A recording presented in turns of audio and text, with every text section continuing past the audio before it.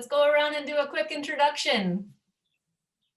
My name's Corinne, and I'm the Marketing Communications Manager at Sonoran Institute, and I'm here in Tucson with my plate of wings. My name is Shane. I'm a marketing intern, and with me is my box of fried chicken here. Nice. I'm Luke. I'm an associate director at Sonoran Institute. I do work here on the Santa Cruz River. I coordinate all of our programming there, and I got my plate of chicken here, and I can't wait to talk some birds. Hi everyone, I'm Gaby. I'm the Environmental Education Coordinator, and I'm in Mexicali. And today I'll be having a chicken wrap. Nice. And I also have a dog here with some ears in the camera because he smells chicken, I think.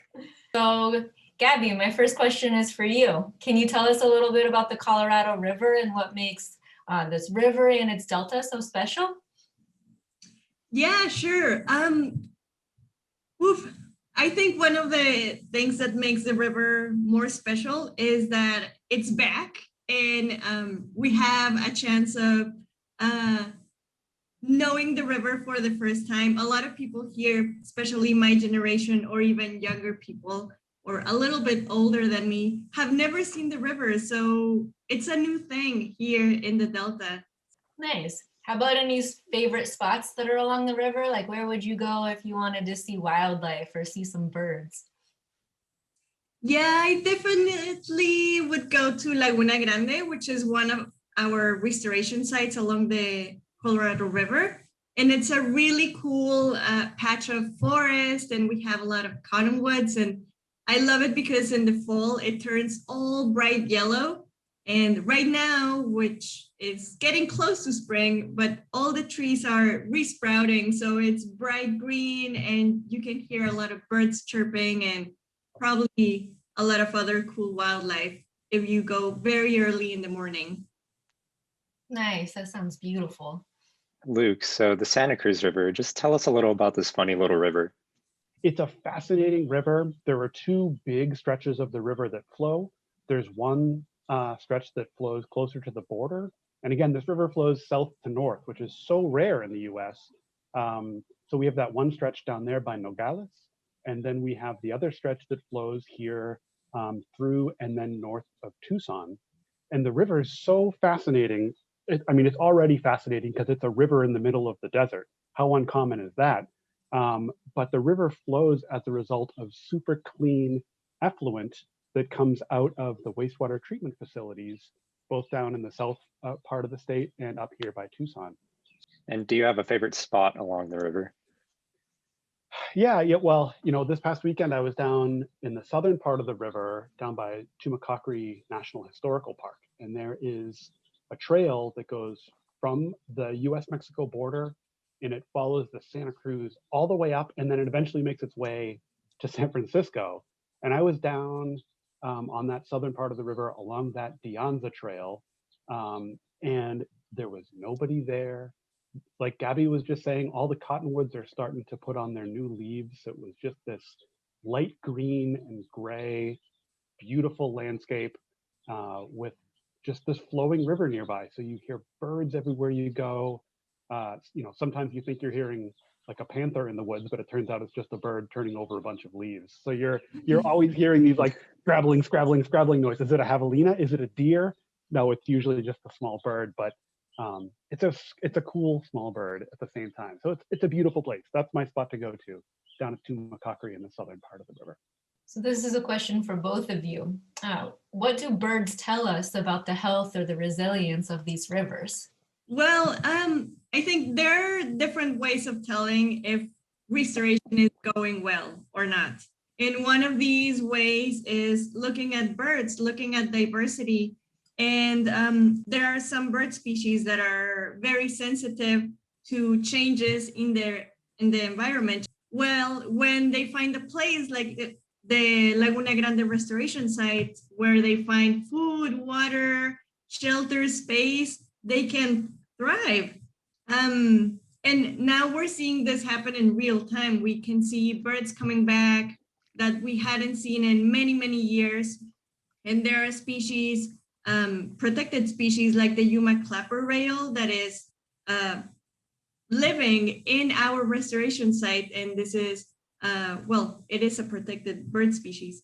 So they're coming back to our restoration sites. And well, if they're coming back, it means we're doing something right, right? Definitely. Could you tell us what a Yuma clapper rail looks like? It's a small, brown, chubby bird with a very long beak. So he likes to be around the river. And yeah, it's not very colorful. It's just like brown. I think they look like silly birds. They're kind of like short legs and then the long beak, and they just kind of like run around in the bushes and stuff, right? Like wobbly. Yeah.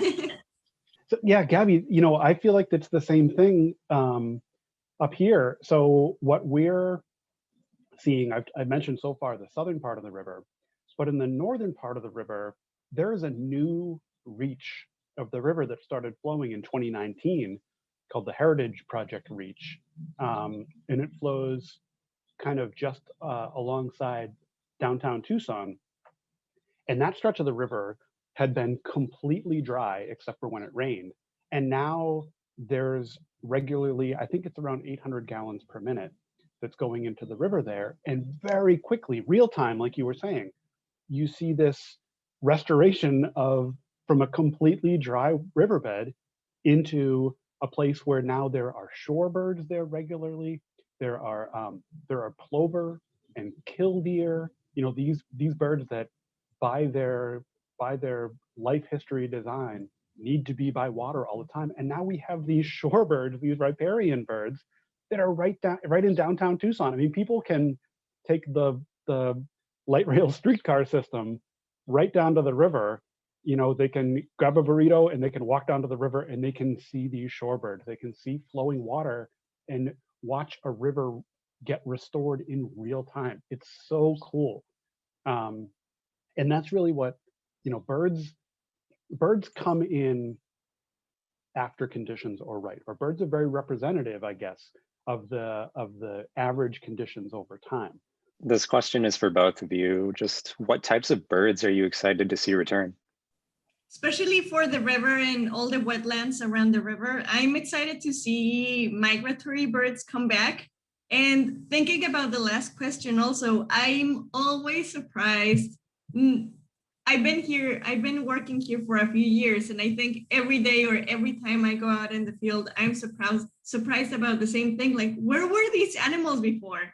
Where were the birds, and where was the beaver and all these animals that we're seeing back in our restoration sites? Where were they? And I'm always surprised of the resilience of birds and animals too. Like, where did they survive all this time? Anyway, going back to the birds, I'm excited about migratory birds because of the same question. Maybe on their trip south while migrating in the winter, flying down to southern Mexico or even more south of that, they didn't have a place to stop around the delta. There was no water, there was not enough food, or probably not their favorite food, and no places to rest. So seeing them return year by year and more numbers of birds and more species, it's very exciting because it means they're taking back their original road south.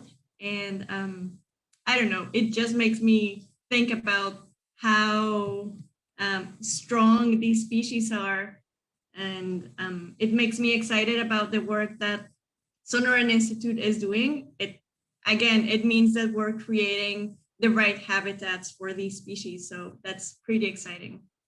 There are some of these migratory birds that people haven't seen here in decades that are suddenly showing up.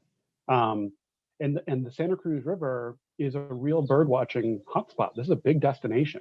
There are bird watching festivals in the summertime. I mean, people come from all over the country, all over the world to check out the birds that are here. because we're this little oasis, right? I mean, it's otherwise the Sonoran Desert around here. And then you have this perennially flowing stretch of river. The birds will find it.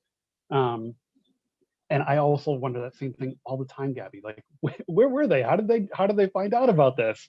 Moving on, at the Sonoran Institute, we just love connecting people and communities with just the natural resources that nourish and sustain them. So let's say you're going out for a bike ride or a picnic along the river. Just what's your go-to snack? Not wings, because they're too messy. Go-to snack. I guess I have like a regular sandwich. I'm usually not getting up and out of the house too early. I will admit that right up front. But if I'm gonna pick up a sandwich or make one on my own, it's usually, I'll be very specific since the question seems to be very specific. I'll toast my bread on one side only. I'll put a little bit of turkey.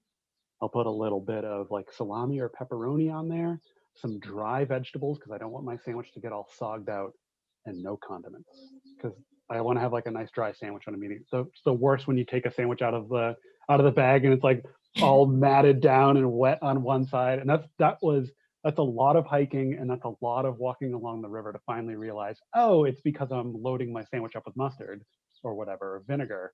So yes, a dry sandwich is my go-to when I'm out there on the river. But always bring an apple and always bring a ton of water. I'm not with you on the totally dry sandwich, but I get it. Gabby, what are you snacking on? Yeah, well, in Mexico, in northern Mexico, we use a lot of flour tortillas, which are not common in the rest of the country, but in the north part, they are. So we, along the road, you can find a lot of little shops, I'm gonna say, of people selling burritos, but they're not like the ones you guys know, because for you guys, a burrito is like a thing like this big and it's full of chips and carne asada and whatnot. But in northern Mexico, burritos are like super thin. So you get like 3 or 4 for yourself, and they're filled with different things. Could be scrambled eggs, or could be chorizo and potatoes, or a bunch of things. So that's what we usually get when we are on our way to the field, because these shops set up super early. And when we go to the river, especially in the summer, we leave Mexicali around 4:30 in the morning. So it's very early, and we don't get up that early to make your own lunch. So we get it on the way. So you get these little burritos along the road, and that's what I usually get. Either my favorite, I'm gonna say, it's chorizo and potatoes, and they don't get soggy because they're individually wrapped. And I would that and probably some dried mango with cheese, like chili mango dried. That's my favorite snack for the field. And yeah, definitely some water. All right. So life doesn't just return wing by wing, it returns sandwich by sandwich and burrito by burrito. And Yeah. you have to feed all these hungry people who do this work. Mhm. Yes. Mhm. So what's the best way that people can help take care of both the Delta and the Santa Cruz River? I think step one, and I bet it works for both of these water bodies and water courses, is to just go to the river. Just experience it, look at it, have a peaceful moment, or put headphones in and listen to music, but be by the river. I think that is the biggest step that people really ought to take. How about the Delta? How can we ensure the Delta stays healthy and continues to get better and better? Yeah, I was gonna say a very similar answer. First is get to know the river. And the water that we use daily here in our life, for the kitchen, the bathroom, whatever, the water that we use daily comes directly from the Colorado River. And I think most people don't know that. So it's super important to learn about where your water comes from. And once you use it, what happens to it, and how how you can contribute to giving more water to the environment again. So I think that's a very important thing, learning about where your water comes from. And once you know that, probably you'll get a different perspective and will want to take care of the river. Well, you are both really great at telling people about your passion for the river and for water and for birds. So I think you definitely know how to make it easy to understand and get excited about. But I love that takeaway. Just learn more about where your water is coming from, learn about the river, spend some time there, right? Doesn't have to be a ton of time, but once you start doing it, you'll probably keep going back because they're just such beautiful, peaceful places. All right, I'm gonna slip off. Good to Thanks, see you guys. Good thinking on that. Thank you.